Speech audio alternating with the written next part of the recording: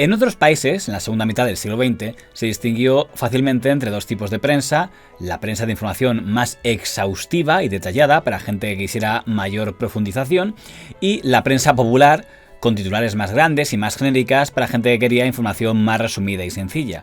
En el caso de España no se dio esa diferenciación. Toda la prensa de ámbito nacional, dirigida a la información política, buscaba influir y por tanto buscaba despuntar en información, y el género de la prensa popular se potenció en dos géneros muy diferentes al político: el género del corazón y el género de sucesos, o lo que representarían las revistas Hola y El Caso. Sí. En cambio, los kioscos, ¿qué se vendía? Que es donde la gente elige. Mayoritariamente El Caso y el Hola. No sé si era el Hola o... ¿Qué es esto? Sucesos y corazón. Donde la gente iba y pagaba, compraba El Caso. Tú sabes que era un fenómeno sociológico. En los hogares españoles había esa publicación de sucesos, y luego las grandes revistas de gran tirada eran Lecturas y Hola. Sin embargo, entre los grandes editores de medios de comunicación en España, entre los grandes pioneros, no podemos incluir a don Eugenio Suárez, porque no consiguió consolidar una empresa editorial, a pesar de que fundó la más conocida publicación de sucesos que hubo en España, que fue la revista El Caso, la revista de la que decían que chorreaba sangre porque en todos sus números tenía que contarte algún tipo de asesinato horrible que se había producido esa semana en algún lugar de España. Cuando se dice que el caso chorreaba sangre, pues no es verdad, porque no nos dejaba. El Caso estaba teniendo algunas dificultades y Eugenio me dijo: oye Juan, hazte cargo del Caso. El Caso se convirtió en uno de los periódicos de mayor tirada en España. Tengo entendido que Lo que ocurre es que El Caso siempre ha tenido una connotación negativa por el tipo de sucesos que trataba. Los clientes decían: deme el ABC y el feo. El feo era el caso que lo metían dentro como un chavo. Que por cierto, en la colección del Caso ahí sale todo. Salen pederastas, padres que violan a sus hijos, maridos que maltratan a sus mujeres. Porque, por ejemplo, si decías se encontró el cadáver semidesnudo de la mujer, te lo tachaban. Yo lo que intenté es quitarle sangre al periódico. Antes parecía que había que sacudirlo para que escurriese la sangre antes de ponerse a leer. Hicimos un concurso que tuvo un gran éxito, que se llamaba Buscamos a la pareja más feliz de España. Entonces se presentaban montones de gente diciendo: la pareja más feliz de España somos nosotros, y por esto. Pero don Eugenio Suárez no solo fundó El Caso, fundó revistas de géneros muy diferentes, como podría ser Sábado Gráfico, una revista que mezclaba reportajes con información y opinión, o la revista Velocidad, dedicada al mundo del motor, o la revista El Cocodrilo, que era una revista satírica que buscaba competir con La Codorniz y donde escribiría gente como el señor Alfonso Usía, que El Cocodrilo se llamaba así porque el señor Suárez tenía como mascota en su casa un cocodrilo, como buen excéntrico. Me fichó Eugenio Suárez. El director era él y yo era el subdirector, y era muy curioso que todas las tardes a las 7:30 me sonaba el teléfono interior del despacho y era su voz, decía: Juan, whisky o'clock. Eso significaba que tenía que ir a su despacho a tomar whisky. Había una pecera con un cocodrilo dentro. Lo que cabría preguntarse es por qué don Eugenio Suárez, que estuvo rodeado de periodistas de grandísimo nivel, como fue don Juan Caño, el mayor promotor de revistas de España, que fue durante un tiempo su mano derecha en El Caso, o teniendo directores de Sábado Gráfico del nivel de don Eduardo Aro Teclen o de el nivel de don Germán Álvarez Blanco. Yo dirigía una revista llamada Sábado Gráfico, antes que Triunfo. ¿Por qué no consiguió don Eugenio Suárez lo que sí consiguió don Antonio Asensio Pizarro, que fue uno de los editores de referencia durante los primeros 25 años de democracia en España? Y no es casualidad que le señale a él, porque de hecho hay quien considera que Interview era una publicación que seguía un paso más de lo que había iniciado don Eugenio Suárez con Sábado Gráfico, puesto que Sábado Gráfico incluía grandes reportajes de información, pero en portada una atractiva mujer, aunque tuviera poco o nada que ver con los reportajes de dentro de la revista. Eso sí, aún vestida, porque la censura no hubiera permitido en ese momento una mujer desvestida. Don Eugenio Suárez siempre se vio marcado por etiquetas políticas. Para muchos era simplemente un franquista, puesto que había luchado en la División Azul junto a los nazis contra los rusos, o porque había trabajado como censor franquista. Por contra, él en sus memorias asegura que incluso intentó afiliarse al Partido Comunista en plena dictadura y le pidió mediación a don Eduardo Oroteclen para hacerlo, sin lograrlo. Luego, especialmente en Sábado Gráfico, publicaría grandes reportajes contra figuras franquistas, especialmente contra don José Antonio Girón o contra el periódico El Alcázar, al que llegó a calificar como la peste española, comparándolo con el aceite de colza. De hecho, El Alcázar publicó artículos de réplica, don Antonio Izquierdo era su director y don Juan Blanco su columnista de referencia, publicaron artículos de respuesta atacando a don Eugenio Suárez. Tan generosamente paga la nueva citación para que don Eugenio Suárez tire piedras contra su propio tejado, tan de vidrio quebradizo, con tan innúmeras goteras y tan chapuceramente apuntalado. Voy a tener que iniciar un serial con su biografía para explicar cómo y de qué manera hizo un capitalito en la Budapest ocupada por la Gestapo.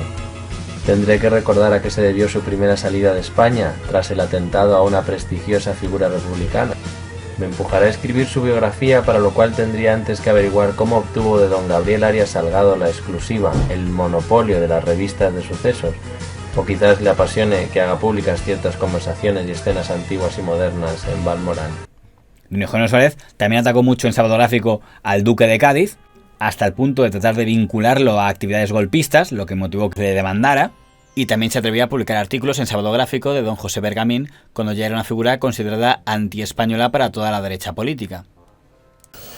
Por ejemplo, me duele que el Sábado Gráfico, que ha tenido un número dedicado a la milicia que me ha llenado de satisfacción, diga, el 6 del 12 del 81, antes del manifiesto, hablando en términos comunes, las promociones eran fanatizadas y conformadas con arreglo a unos módulos de aislamiento del mundo y de servidumbre al poder. Sin embargo, no parece que fuera la política lo que más contribuyó a hundir a don Eugenio Suárez, sino más bien temas vinculados a su vida personal. Entonces, Eugenio estaba destinado a haber sido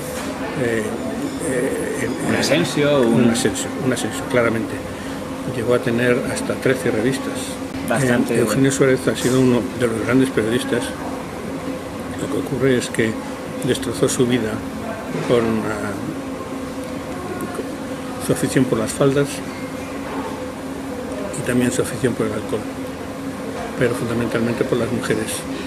Él consiguió la primera anulación de un matrimonio que se daba en España. El sacerdote que gestionó el tema, y Eugenio Suárez, como premio por haberle conseguido, le dio una página en la revista Sábado Gráfico. Y aquí es inevitable hablar, por tanto, de doña Teresa Lázaro, su segunda esposa. En un momento en el que España no reconocía aún el divorcio, don Eugenio Suárez consiguió la nulidad de su primer matrimonio para poder casarse con la señora doña Teresa Lázaro, con la que también se vinculó societariamente. Por lo tanto, sus publicaciones, incluyendo El Caso y Sábado Gráfico, pasaron a ser copropiedad de doña Teresa Lázaro.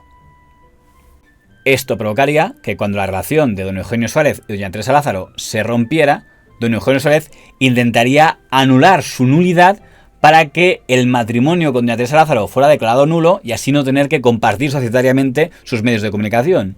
Un intento que se vio frustrado.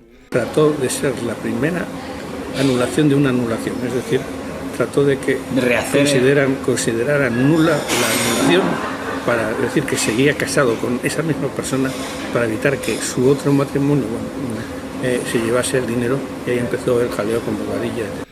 Paralelamente a esto, doña Teresa Lázaro se convirtió en la pareja de otro empresario mediático, don José Antonio Fernández de Bobadilla, que en los años 80 conseguiría la propiedad de medios de comunicación como la Gaceta del Norte en Bilbao o el diario Alerta de Cantabria. Don Eugenio Suárez convirtió entonces sus publicaciones en instrumentos de ataque contra el señor Fernández de Bobadilla, es decir, contra el señor que se había casado con su exmujer. Y habría numerosos reportajes en Sábado Gráfico diciendo que el señor Fernández de Bobadilla era un estafador, que había que denunciarle, lo cual publicó una cadena de demandas del señor Fernández de Bobadilla contra el señor don Eugenio Suárez, sumidas las demandas que había con doña Teresa Lázaro por la propiedad de esas publicaciones, e incluso una demanda por agresión, porque según los señores Fernández de Bobadilla y doña Teresa Lázaro, el señor don Eugenio Suárez les había agredido. Y al final, tras un largo litigio, en 1987, perdió la propiedad de sus publicaciones, de las que pasó a ser titular la señora Lázaro, que suspendió ambas publicaciones, que por cierto para ese momento ya estaban bastante en pérdidas. Eso sí, apareció una segunda publicación llamada El Caso, editado desde Almería por don Joaquín Abad, que fue uno de los últimos directores del caso de don Eugenio Suárez y ahora reaparecía como propietario de un El Caso apodado El Caso Mundial. Don Joaquín Abad también ha sido tachado como un periodista de extrema derecha porque precisamente había trabajado como periodista en el Alcázar. Es un tío que estaba en el Alcázar, un fascista puro y duro. ¿Qué me dices? Y se llama Joaquín Abad. Claro, por eso tiene a uno de sus colaboradores del golpe de Estado apoyándole en Almería. Yo creo que a la pregunta que es... ¿Quién es ese colaborador?